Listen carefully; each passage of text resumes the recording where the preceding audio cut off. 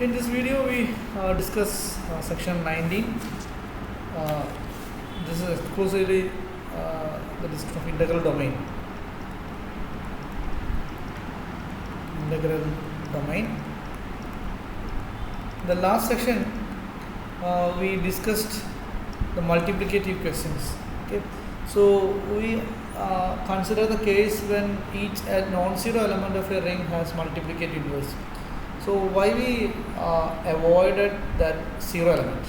Okay, so because in a ring, if we consider a ring with unity, or as a ring with unity, and consider zero, we already proved that a times 0 is 0 itself. Okay, so if we this is also equal to 0 times a. So we didn't search for the inverse of 0. Okay, we are searching only for the inverses, multiplicative inverses for non-zero elements, because in order to get an multiplicative inverse of a 0 times something should be 1.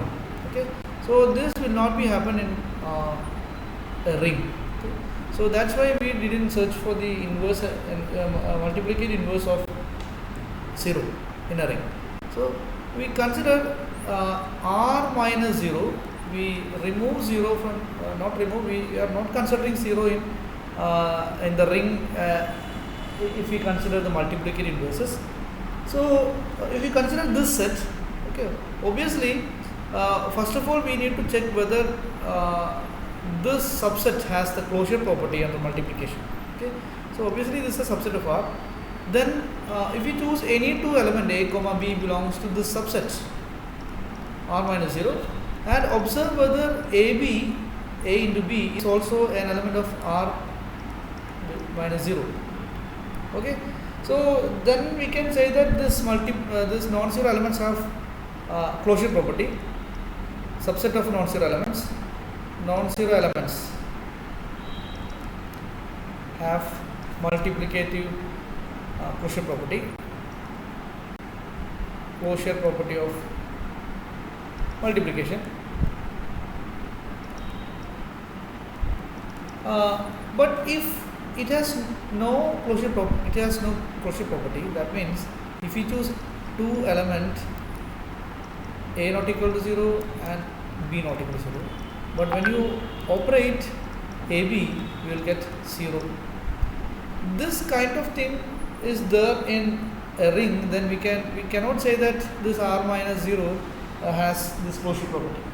Okay, so if this is the case, that means there are some a and b, non-zero a and b, such that product is 0. This kind of things are called zero devices.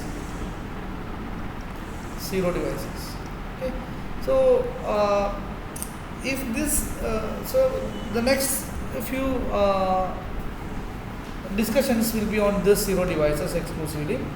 If you consider, what does it mean if you consider a Z6, okay, Z6 under addition modulo 6, multiplication modulo 6, this is a group, this is a ring, then you can easily choose two elements 2, 3, both are elements of Z6, both are non-zero elements as well. But if you multiply this in Z6, that is 2 into 3, so that is 0. 2 into 3 is 6, so when you divide 6 by 6, then remainder will be 0.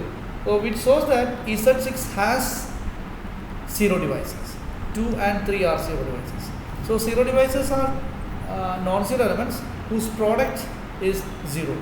Okay, so Z6 has 0 divisor. So this is the definition of a zero divisor: two non-zero elements whose product is 0. Then a and b are not only a, both a and b are called that zero devices. Now you can think of the first theorem, 19.3. This theorem. This theorem states that in Zn, okay, as this Z6, Zn, the zero devices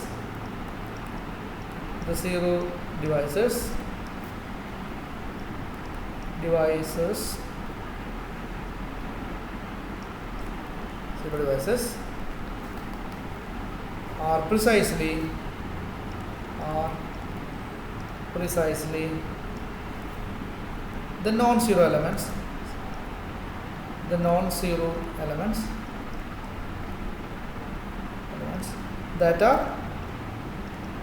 are not relatively prime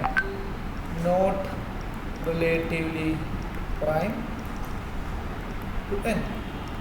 That means if you consider Z6, then we have 6 elements 0, 1, 2, 3, 4, 5.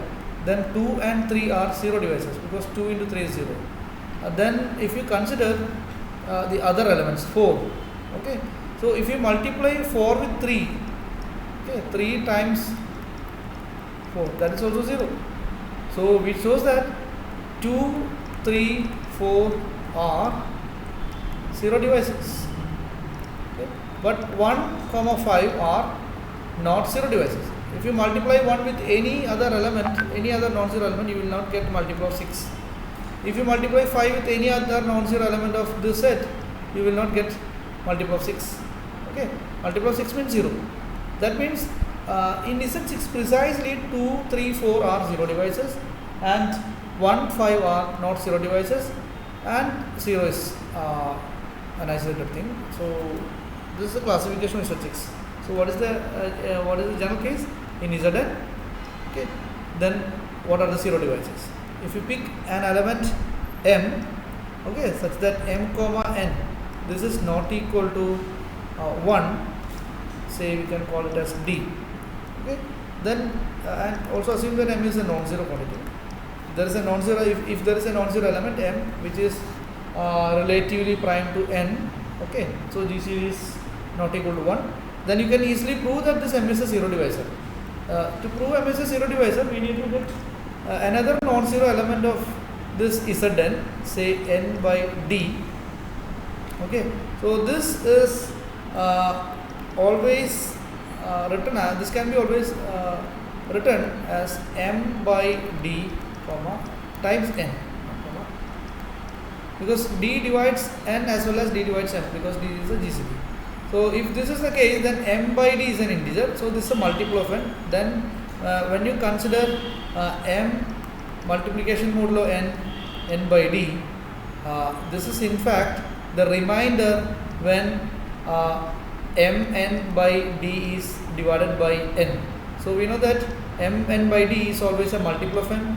Then the remainder, so this is the actually remainder, so I put some cap here. So this is 0. This is a multiple of n, then the remainder will be 0. So which shows that for every m which are not relatively prime to n, then there should exist an element n by d whose product is 0. So this m is always a 0 divisor. So what are the 0 divisors of Zn? So 0 divisors of Zn are nothing but this elements, okay, set of all elements belongs to Zn such that GCD of m comma n not equal to 1 and m is not equal to 0. These are the set of 0 devices. Set of 0 devices. So what is the composition of Zn? For remark, you can think of Zn. Zn consists of n elements, among which one is 0 element, okay, and we know that the relatively prime to the number of elements relatively prime to n is phi of n. So this much elements are relatively prime to n. So the total number is 0 plus and phi of n. This is 1 plus phi of n elements. So we have phi of n. Total we have n elements. From among this phi of n plus 1. Okay, we subtract this, then these are 0 devices. 0 devices, and this is 0 element, additive identity, and these are relatively prime elements. Relatively prime elements. In fact, these are units. We later discuss what are units. Units are elements which possess, okay, elements which possess multiplicative inverse. Elements which possess multiplicative inverse. Okay. So this is the composition of this Zn. So in fact in ZP there is no zero divisor. This is a corollary, because Zn, the zero divisors are nothing but non-zero elements which are not relatively prime to n. So we know that every non-zero element of ZP is relatively prime to n. So there are no zero divisors. So this is the corollary of theorem 19.3. Now we can think of the cancellation laws of this ring. Suppose we have 19.5 again theorem. This theorem states that the cancellation law holds in a ring. Okay, if and only if the cancellation law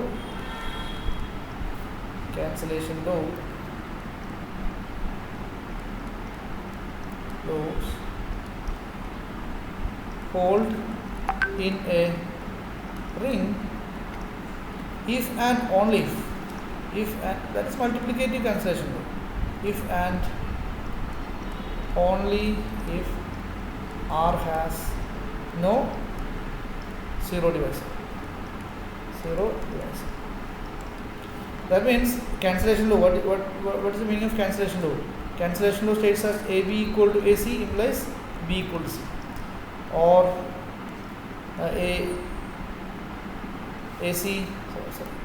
or you can write this as AB equal to CB implies A equal to C. So this is what we call left cancellation law, and this is what we call right cancellation law. In order to hold this cancellation laws in a ring, that is if and only if R has no zero divisor. That means if you assume R has no zero divisor, we can easily prove this result, because AB minus AC, AB equal to AC implies AB minus AC equal to 0. That implies by in fact this is plus minus AC. Then using distributive law, you can take this A out, then A times B plus minus C equal to 0. That implies we know that there are no zero divisor. This is our assumption. Then we can whenever the product of two elements equal to 0, then any one of them is 0. Okay, so either A equal to 0, or you can say that B equal to C. So we can easily say that if A is a non-zero, if A is a non-zero, what is the conclusion? When A not equal to 0, then AB equal to AC implies B equal to C, because since A not equal to 0, then this will not happen, then B equal to C. Then you can get this left cancellation law. In a similar fashion, you can prove the right cancellation law as well. So this is the one part, and conversely, we assume that cancellation law holds. Okay, then we can say that this suppose that cancellation laws hold in a ring R. We need to prove that R has no zero divisor. How will you prove that R has no zero divisor? Whenever you multiply AB equal to 0, then you can prove that either A equal to 0 or B equal to 0. Then we can say that there is no zero divisor. That means you cannot get 0 when we multiply two non-zero elements. So this is what we have to prove by assumption that cancellation law holds. So if you choose A, B equal to 0, okay, AB equal to 0 for some A comma B belongs to R. We can easily show that if A not equal to 0, then we will prove that this implies A not equal to 0 means A, B equal to 0. What happens for this equation? If you multiply A inverse on both sides, okay, so we put A inverse here, and this is A inverse equal to 0, implies B equal to 0. So whenever A not equal to 0, then B equal to 0. Similarly, if you assume B not equal to 0, then you can easily get A equal to 0. That means whenever AB equal to 0, then one of them is 0. Okay, this is the definition of the non-existence of zero divisor. So we can say that it has no, then R has no zero divisor. Okay. Zero divisor. So whenever we assume cancellation laws hold in a ring R, then you can easily show that R has no zero divisor and vice versa as well. Now we define the another interesting structure or algebraic structure, say integral domain. Okay? So this is integral domain. Integral domain. What is integral domain? We already see the properties of integral domain.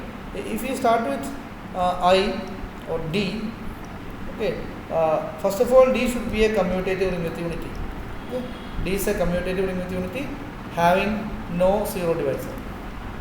Having no zero divisors.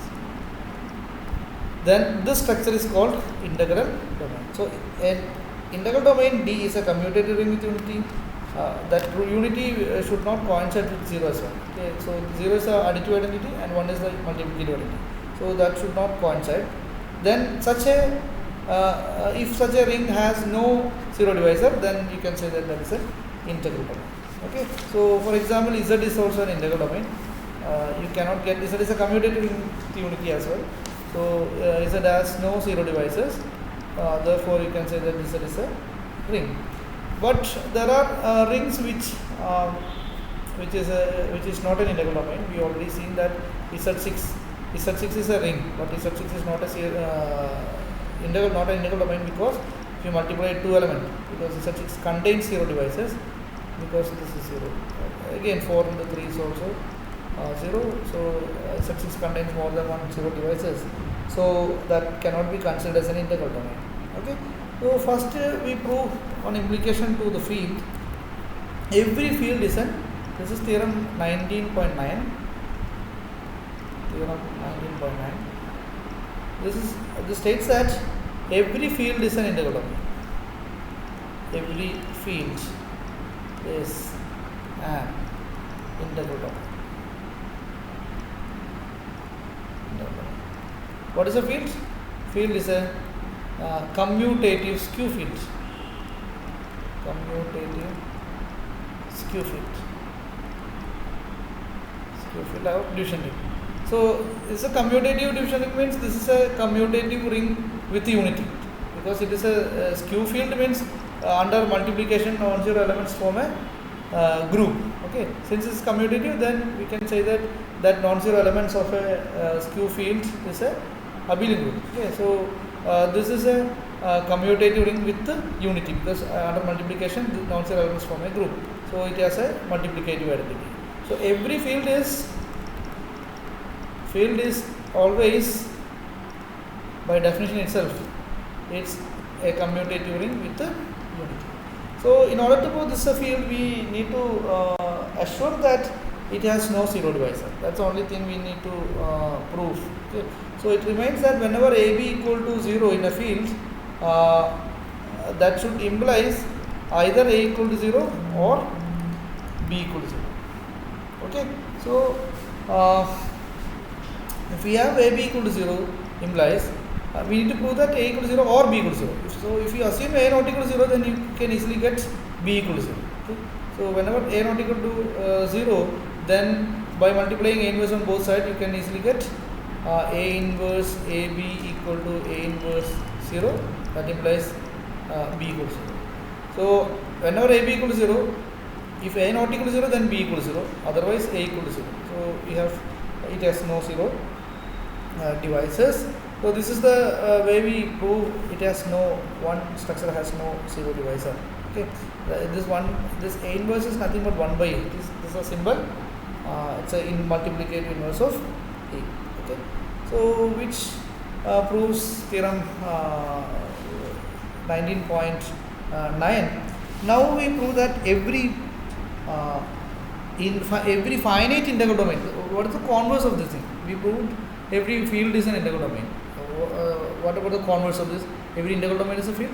No, we know that Z is an integral domain, addition, multiplication, but it has no inverses for non-zero elements.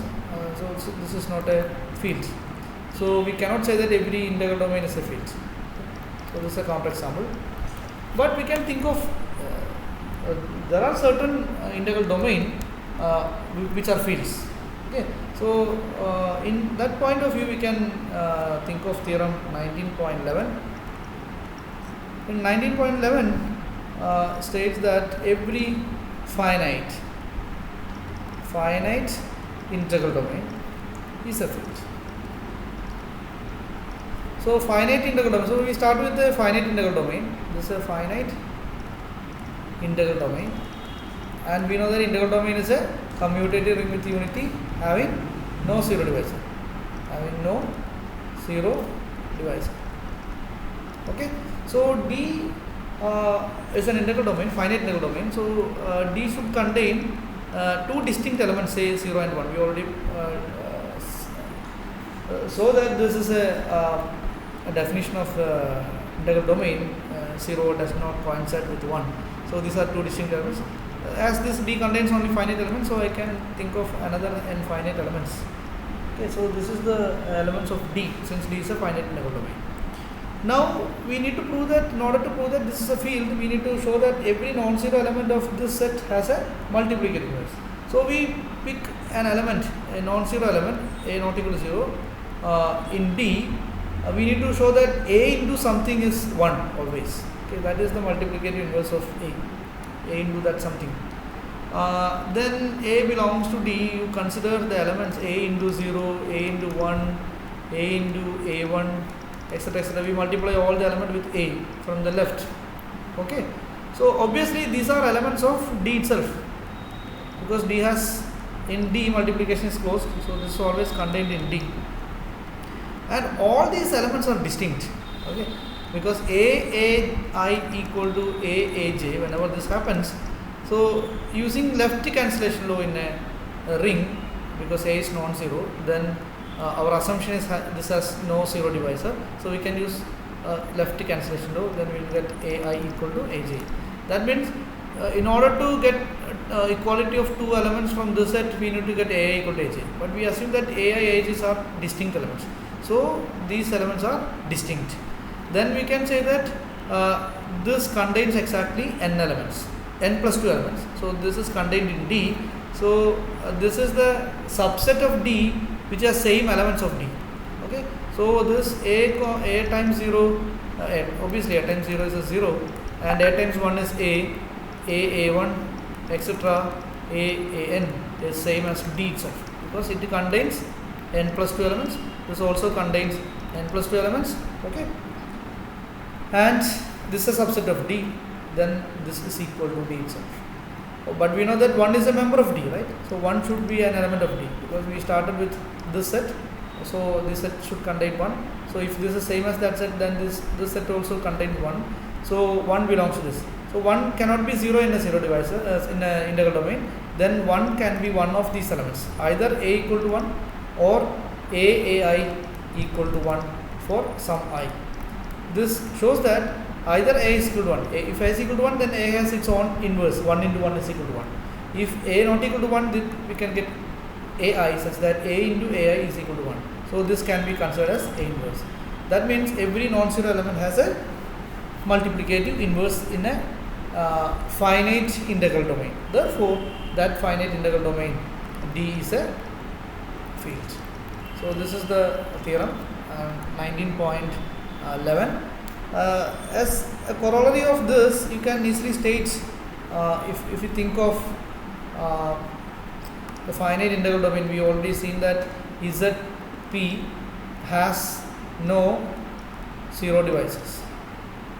Okay, and we know that ZP is a commutative ring with unity. Therefore, ZP is an integral domain which contains only P elements.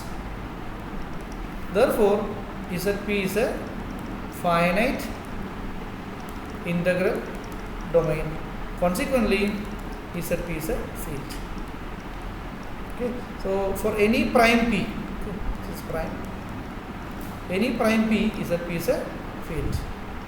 So this is the corollary of theorem 19.11. Okay, next we think of another interesting fact on a ring. Suppose we have a ring with unity. Okay, so if R is ring with unity, then 1 is a member of R, right? If this happens, if this is the case, for example, we take Zn. Okay, as we all know, 1 is an element of Zn. We can think of Z4. Then 1 is there.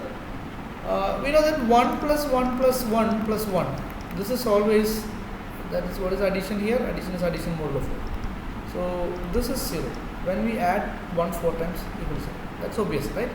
But if we choose another element rather than this 1, say 2, still you add 2 4 times. That is 0. Okay, interesting. And if you take any element from this Z4, say 0, 1, 2, 3, one of these elements, then every element A, if you add A 4 times in Z4, okay, that yields 0. Okay, so if R is a ring with unity, then if you add unity a certain number of times, and if any other element add that much time, you will get 0. Okay? Even though that ring doesn't contain unity, you can think of this property, right? If R is an arbitrary ring and choose an element R and add this A a certain number of times, say if we add this one 8 times, 8 times 1 equals 0, but 8 times 2 equals 0, 8 times 3 equals 0, everything is 0. Okay, 8 times 0 is also 0. But we know that 4 is such a least number, right? So this 4 is the least number such that if you add any element of that ring 4 times, that will be 0. So you can think of that kind of a number n. N is a least positive number such that if you add A n times equal to 0, this is true for every A belongs to. It is not only for a single element, for every element add n times you will get 0. So such a least number is called characteristic of a 0. Okay. So how will you define characteristic of R? Not characteristic of 0, characteristic of a ring. Characteristic of a ring is least positive integer n such that n times A equal to 0. What is n times A? A plus etc. plus A n times equal to. So this is the definition of the characteristic. So obviously Z4 has characteristic 4. Even though any element of Z4 add 8 times, that is also 0. Add 16 times, that will yield 0. But that 4 is the least such number. Okay, so this is the definition of the characteristic. Then what is the advantage of the ring with unity in this context? Suppose we have a ring with unity, then we know that in order to get the characteristic, we add 1 a certain number of times and observe that is 0. Okay, so we know that if we add 1 n times, this n is the least such number, least positive number. If n is the least positive number, then this should be the characteristic of that ring. Okay, in order to say that this n is a characteristic, if we add any element n times, that should be 0. We know that n is the least positive integer, then 1, if we add 1 n times, that will yield 0. But if you add 1 less than n times, that will not get 0 because n is the least such number. So any number less than n cannot be characteristic of this. So we can think of n as a characteristic. To address this question, we need to consider this equation. Okay, what is n times A? N times A can be written as n times 1, A times 1 plus etc. A times 1 n times, because A times 1 is always A. So this can be addressed by taking A out. You can get 1 plus 1 plus etc. 1 n times.